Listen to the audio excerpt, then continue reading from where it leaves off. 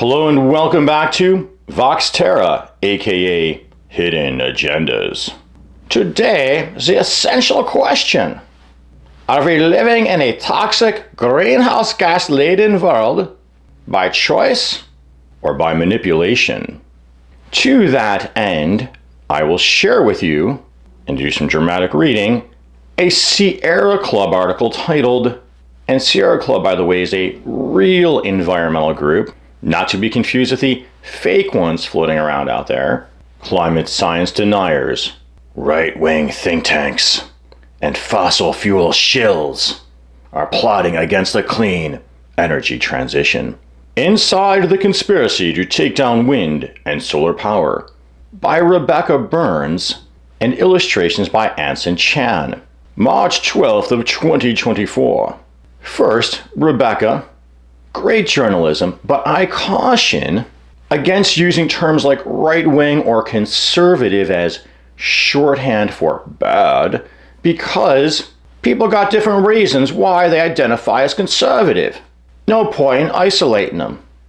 Rebecca introduces the book Merchants of Doubt into the discussion, where historian Naomi Rezkez details how Big Oil took a page from Big Tobacco's playbook to stoke the climate denial movement by creating the appearance of scientific debate. So here we think about it like all the confusion created around tobacco or cigarettes and cancer, all the confusion created around the burning of fossil fuels and the heating of our planet. Merchants of Doubt even details that it was the same players in some cases, from Big Tobacco to Big Oil.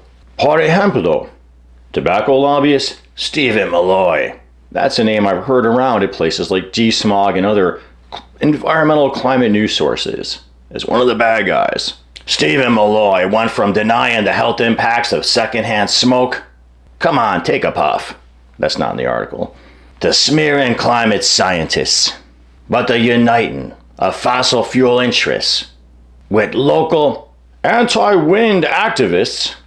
I can't stand these unsightly turbines, is traced to 2012 at a conference convened by retired real estate investor John Droz.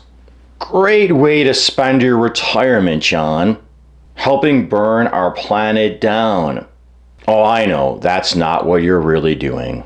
At the conference, John brought together staff from groups like the American Legislative Exchange Council, or ALEC, and the Committee for a Constructive Tomorrow, part of a sprawling climate denial machine assembled with funding from fossil fuel interests like ExxonMobil, the Charles Koch Foundation, and dark money groups like Donors Trust.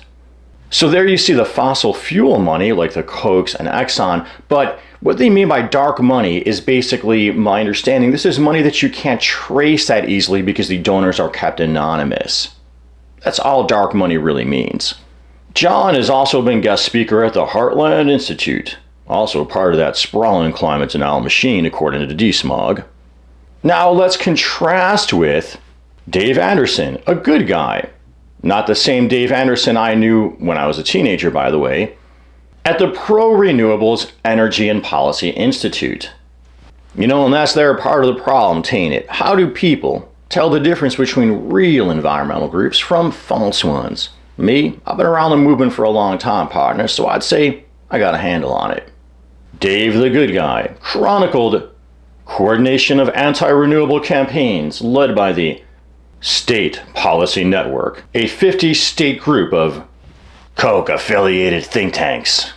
In an earlier video, I cited Desmog, showing that the State Policy Network helped coordinate the sometimes armed anti-COVID lockdown movement. Remember the days of, I need a haircut? I didn't, because I just cut my own hair, obviously. What is the common connection, you ask? Well, back to normal, back to burning fossil fuels. Stop wind, keep burning fossil fuels. Another bad guy example, Marc Morano. He works at the Committee for Constructive Tomorrow, another group who's part of that whole denial machine. Last summer, Marc was passenger on a flotilla of powerboats riding off the coast of Long Island, protesting offshore wind turbine construction, chanting, "We're here to save the whales." Well, Marc, I'm sure those aquatic life loved those powerboats and their loud engines and dripping oil you guys are driving around. Getting hit in the head with propellers, loved it.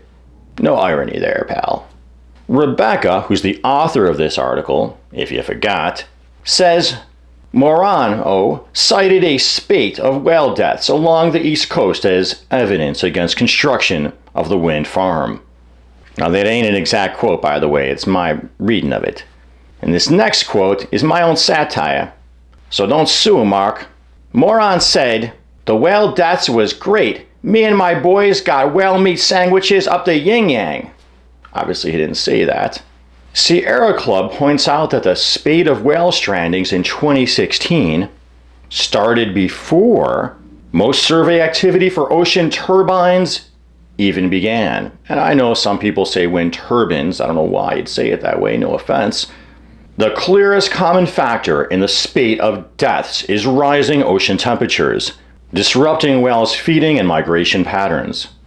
The article cites Douglas Nowacek, or perhaps properly pronounced Novacek, a professor of marine conservation tech at Duke, said offshore wind activity has not, I repeat, that's me saying I'm repeating here, not been involved in any of those whale strandings. Seismic surveys for oil and gas, does it sound like a Novacek would sound, are louder, far louder than noise from offshore wind surveys.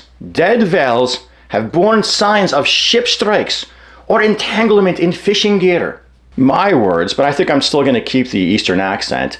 Rising ocean heat is effing everything up. And here I just want to pause and point out that real environmental groups like Sierra Club, like Union of Concerned Scientists, like NRDC, like Audubon Society, who is primarily focused on birds, and the Ocean Conservancy focus on the oceans. These groups, these guys, all support responsibly sited wind energy. Just think about it, amigo, common sense, okay? You set up a turbine, you spin the blade, harvest the wind, it generates electricity, or you fire up a nuclear power plant, create steam, generate electricity that way, taking uranium out of the earth, nuclear waste, or you grab a bunch of coal, or you grab a bunch of nat gas, you heat up water, create steam, spin a turbine. You're burning stuff every day. Back to the article. Another tactic to F up wind is to file lawsuits. To file a lawsuit, amigo, you need something called stand-in, meaning you got a stake in the controversy. Stake.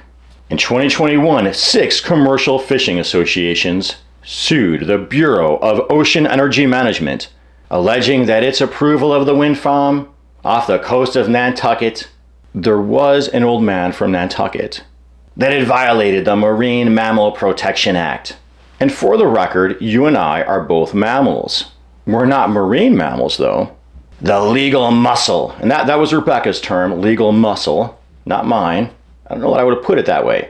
For the lawsuit was provided free of charge by the Texas Public Policy Foundation. And that their foundation has received $4 million from fossil fuel interests. In my last video on Project 2025, which you may have watched, I cited Gizmodo, showing that the Texas Public Policy Foundation sent out an AI-generated image, a fake if you will, of a dead whale washed up near wind turbines, or turbines. Made it up? Why not? Speaking of fakes, the Sierra Club attributes a viral post blaming Texas's deadly winter power blackout, which in other videos, by the way, I explained how these Texas snowstorms are climate change driven. The viral post blamed the power outage on iced over wind turbines. The post used an image from Sweden. My words, it was really the natural gas lines that froze. Why mention that one? Because the post was sourced to an oil and gas consultant. Wah, wah, wah, wah. The Sierra Club article talks about the use of debunked citations and citations where the publisher later retracted or corrected the citation. It wasn't actually wind surveys killing the whales. Corrected. Yet, they gave an example of the uncorrected version getting recirculated. And to show how this disinformation really succeeds in our climate, a poll from the Washington Post, 7 out of 10 people said they'd be comfortable with a wind farm in their own community. I wouldn't mind one, I really wouldn't. I would appreciate having one. But in New Jersey, where Morano's group has bought billboards reading, "Save whales, stop windmills," nearly half of all New Jerseyans now believe that such a connection probably exists. A connection between dead whales and wind turbines.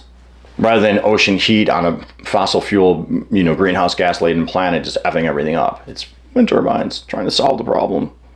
And also note how these campaigns target local communities to just drum up opposition to stop these projects so we can hit our renewable energy goals, cannot hit them.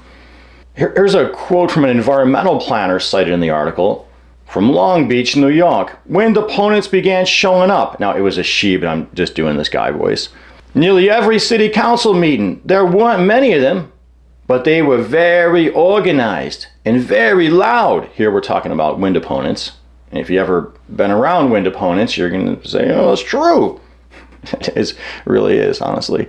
And I hear them often say things like, we need thorium reactors. Okay, why would you rather have a nuclear power plant than a wind turbine? I mean, that just doesn't add up to me personally.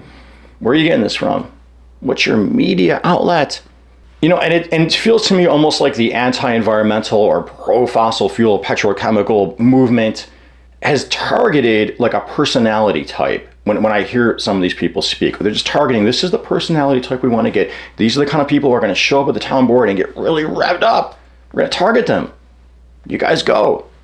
Then the planner said the city council came out, and this is after these loud protesters constantly coming. The city council came out in formal opposition to the offshore wind project. Wah, wah, wah, wah, wah. We oppose it now. Burn the planet. Troublingly, disinformation even apparently appears in lawsuits, and that's even more troubling after that Supreme Court overruled the Chevron decision, or Chevron ruling holding. Remind me to do a show on that one. But they don't want to just stop them on the oceans, they want to stop them on the lakes and stop them on the land, and they, by gum, are succeeding. We're just going to keep burning, and if we ain't going to keep burning, we're going to fire up nuke plants, buddy. Ohio, coal producer Murray Energy, my good friend Murray, was unmasked in 2018 to show, just kidding here with this one, to show a hideous space alien face behind the plot to destroy our habitat, to usher in a world that's habitable by the Zagarans. Just, how's that sound? Okay, actually the article says, unmasked as the money, talking about Murray Energy again, unmasked as the money behind a lawsuit against a proposed Lake Erie wind farm. Very convenient, Murray Energy. Very convenient. Murray Energy, also a major backer of the, quote, corruption-tainted 2019 Ohio nuclear and coal bailout. And I just want to point out that one, because there's all this squawking against subsidizing renewables, yet our media outlets just tend to ignore all these daily subsidies to fossil fuels and nuclear. Another way they stop wind projects or renewable of any kind is Ohio's setback requirements for wind turbines are 10 times greater than those for oil and gas wells. 10 times greater. Wow. Republican State Representative Bill Seitz, or Billy the Seitzmeister, just what I'm calling him, handed counties the power to veto renewable energy projects. Yeah, we don't want them in our town, but communities lack equivalent power, or in other words, Bill never handed them equivalent power to block new fossil fuel projects. I'll drink your contaminated fracking water, but keep your wind panels and Wind turbines the heck out of here. Sounds good, right? The Ohio Power Siting Board has rejected new renewable projects, citing the presence of community opposition. It's loud opponents again. Yet in 2019, the board approved a controversial natural gas pipeline despite community opposition. No pipelines, water is life. Too bad, so sad, the pipeline's going through. And we're using eminent domain to make it happen. So much for your anti-big government there, by the way. Anti-solar has a similar campaign, funding sources, and techniques. Talking points against solar, the article points out, tend to circulate loss of cropland. Now, the Sierra Club article counters that this ignores the potential of agrovoltaics or having solar panels integrated into the farmland, which could potentially result in actually reducing the need for irrigation because you're creating some shade and kind of retaining moisture. But I would like to also point out that our society and the US of A is also completely ignoring the potential for rooftop solar and parking lot solar. I mean, how many panels are we really seeing where they could go? There should be some help or promotion of that. Further, remember, there's more vociferous opposition to wind when in reality you can farm and you can do forestry with wind turbines. And lastly, I just want to point out, fossil fuel initiated, driven global warming is effing with crops, okay? It's destabilizing all the weather patterns. We're getting extreme rainfall, extreme heats, more extreme droughts, fires. You're talking about dead crops, drowned crops, burned crops, and dead livestock too, for that matter. Another point opponents to solar panels like to bring up, and the article cites, is where do we go with all the old panels? And that's analogous to, what about the batteries? What do we do with them? Well, here the article cites National Renewable Energy Laboratory. And that found that as much toxic coal ash is generated globally in one measly little month as solar panels are expected to produce in the next 35 years. Wow.